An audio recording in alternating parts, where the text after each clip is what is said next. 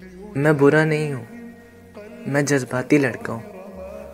गुस्से का तेज हूँ मगर मुनाफिक नहीं हूँ। जो बात दिल में हो बोल देता हूँ। जिसे अपना समझूं उस पर अपना हक जताने लगता हूँ। मैं अनापरस्त नहीं हूँ मगर हक परस्त गस्ब का हूँ।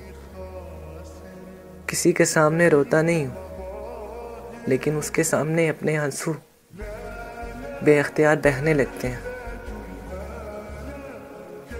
मैं इतना जज्बाती भी नहीं हूँ लेकिन उसके मामले में मुझसे बर्दाश्त नहीं होता कुछ भी। لا نرضي الناس بما لا